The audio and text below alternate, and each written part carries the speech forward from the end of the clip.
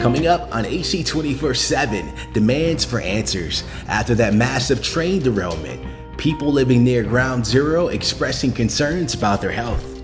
Plus, life in prison for the gunman in the Buffalo supermarket shooting. We'll show you what happened in court when the victims' families were allowed to speak out directly to the killer. And we'll tell you how Tyler Perry is helping seniors in the Atlanta area.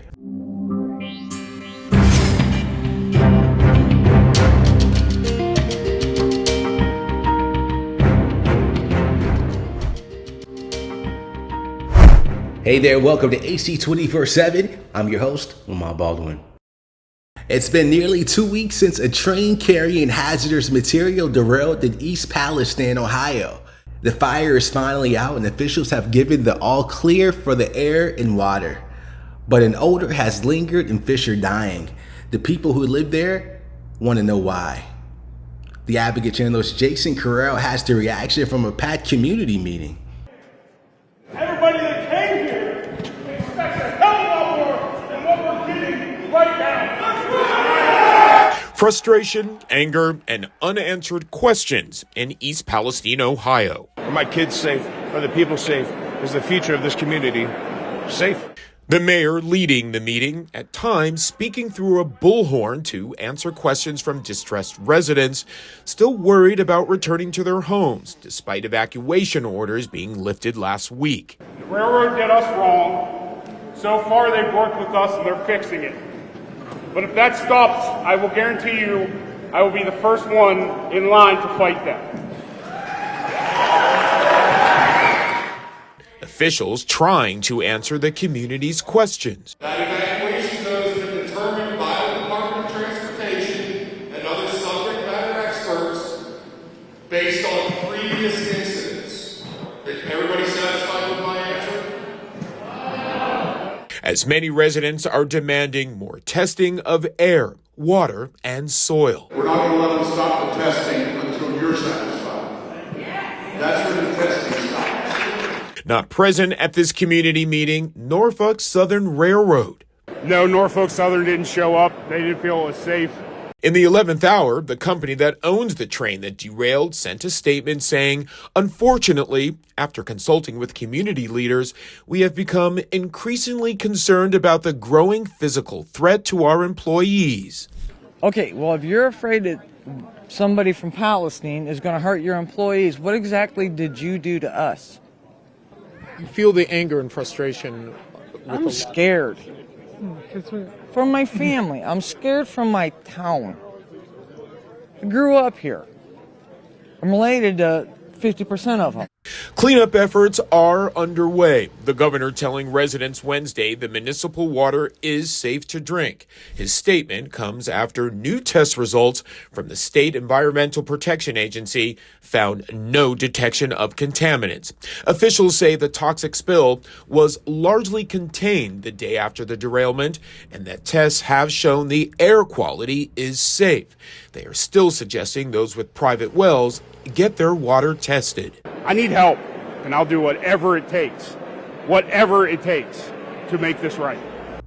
At least 2 lawsuits have been filed against Norfolk Southern over the derailment. The man who killed 10 African American people in a Buffalo, New York grocery store will spend the rest of his life in prison. The victims' families were emotional in the courtroom as they awaited sentencing and apologized for his actions. The Advocate Channel's Brian Todd reports. Never go in those neighborhoods and take people out. Don't do it. A victim's relative rushes the Buffalo shooter in court, prevented from getting to him by officers, who then lead the gunman away. Removed another A classified striking document moment from during a former hearing Vice full of President them. Mike Pence, Relatives of the Indiana top home. supermarket Agents shooting will also victims search gave his impact Washington, statements D.C. at his office. sentencing. All of this after Pence was subpoenaed by the special counsel investigating Donald Trump and his role in the niece of January 6th 62-year-old victim insurrection. Geraldine The Advocate Talley said, Channel's Paula despite the Reed has shooter's more. professed hatred of black people, So do I hate you? No. Do I want you to die? No. I want you to stay alive. I want you to think about this every day of your life.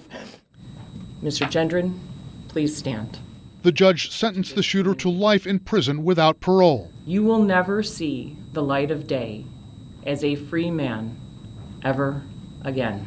He had earlier pleaded guilty on state charges to killing 10 people and wounding 3 others in the attack last May. Moments before the man tried to get at him in court, the sister of 72-year-old victim Catherine Massey let out her fury on the gunman. I want personally to choke you and leave my fingerprints on your neck. Cat didn't hurt anybody.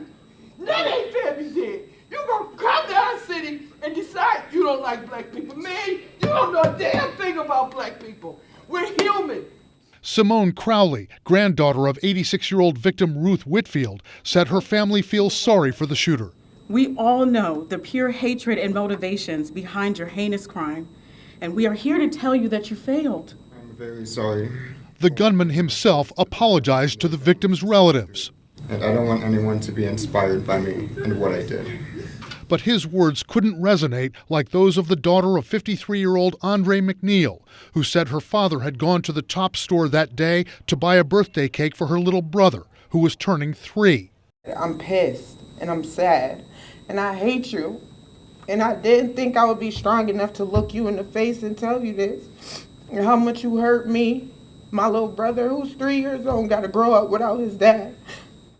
A former Superior Court judge says victims' relatives often find catharsis in these statements. Some people have kept it inside for so long that saying what the impact of this crime was on me is a release, is a pressure cooker valve. Other times, this is the last thing I want to visit again. The Justice Department will spend $100 million in community violence intervention programs. Attorney General Merrick Garland says the program saves lives. He cited a program in Chicago where participants were 64% less likely to be arrested in connection with shootings or homicides. Baltimore, Denver, Puerto Rico, New York, and other places have used DOJ grant funding to start community violence intervention programs. The new funding will go to training and technical assistance. More Americans are taking on new debt, according to a report from the Federal Reserve. The reporter says household debt hit $16.9 trillion last quarter. That's about $394 billion increase over the period of 3 months. Most of that is from mortgages. Credit card debt also increases by more than 6.5% to $986 billion. That's the latest quarterly growth since record keeping began in 1999. But rising delinquency rates while the labor market is strong worries economists. Fewer homes are being built across the U.S. The Census Bureau reported that for the 5th month in a row, new home constructions called housing starts fell by 4.5% in January, down more than 20% from a year ago. Mortgage rates have trended lower, causing builders to be more hopeful. However, the recent big jobs report and lingering inflation have cooled down that optimism. Buffalo Bills player DeMar Hamlin is apologizing for his Super Bowl fashion choice. The star safety said he didn't mean to hurt or disrespect anyone with his attire. This jacket depicting Jesus on a cross with the word eternal above it caught backlash from NFL running back Adrian Peterson. Peterson called the jacket blasphemy and said it was disrespectful on his social media platform. Actor and filmmaker Tyler Perry is hoping to help keep Atlanta seniors in their homes. Perry plans to donate $2.75 million to older homeowners. He hopes to cover their city council and school taxes, as well as any increases in their taxes over the next 20 years for 100 low-income older residents. Perry also plans to $500,000 each year over the next 4 years to ensure residents won't be affected by taxes on top of their backs, taxes he's already covered.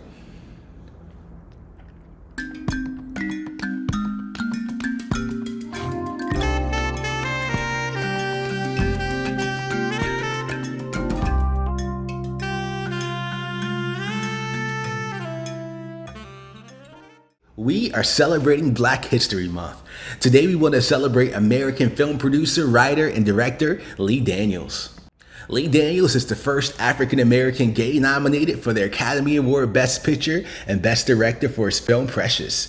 You may not know this, but Daniels worked as a casting director on Purple Rain in 1984. Later, Lee produced The Woodsman and Monsters Ball, which made Halle Berry the first African-American woman to win Best Actress at the Oscars. Thank you for joining us for AC 24/7. For more content that advocates to you, go to advocatechannel.com and make sure you follow us on Instagram, Twitter, and Facebook, and subscribe to our YouTube channel. For the Advocate Channel, I'm Lamont Baldwin.